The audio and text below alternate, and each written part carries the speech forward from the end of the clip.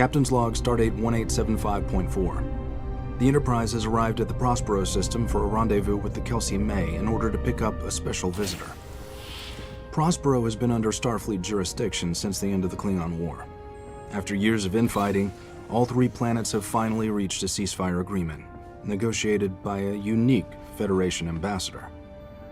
Enterprise has been tasked with transporting the ambassador to Starbase 12. Our orders are to make him feel welcome.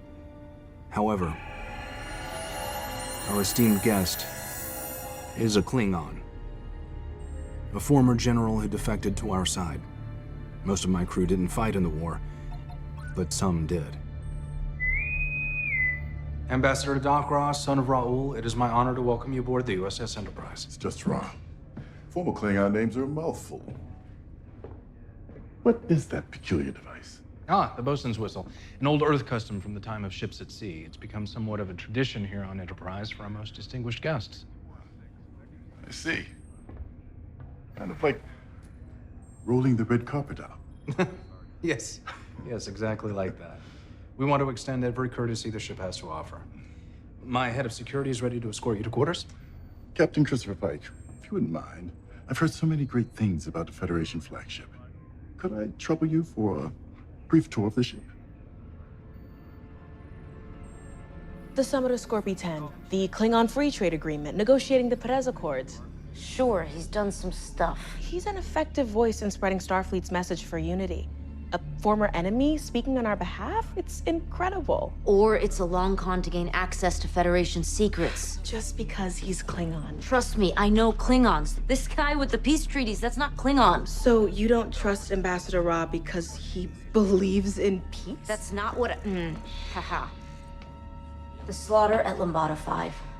The siege at Starbase Zeta. Athos. I didn't mean to hit a nerve. It's okay. You're right.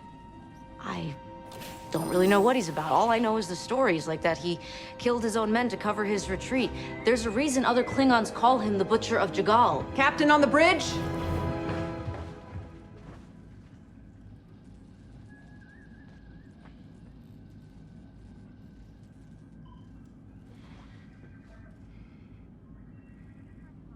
What an amazing view.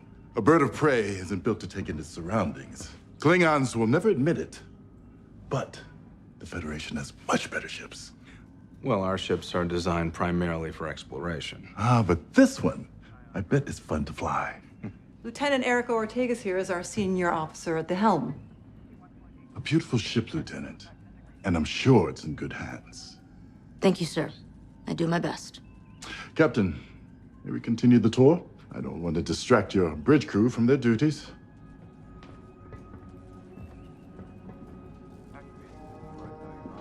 As you were.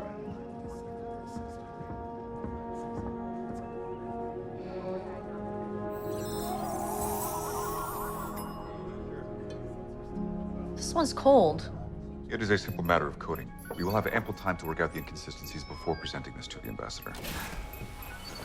Not as much time as you think. My science officer has been preparing a small surprise to make you feel more at home. Mr. Spock? Ambassador Ra, it is an honor.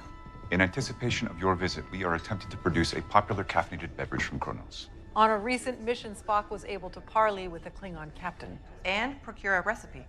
I must admit, it has ignited a curiosity in me, a desire to experience more of your culture. There's nothing to experience. They're a warmongering race, limited by ideology. I have reached a complicated subject. Please accept my apology. No, I apologize. My distaste for the past colors my words. No, I appreciate this kind gesture, and I would love to try the Rectagino.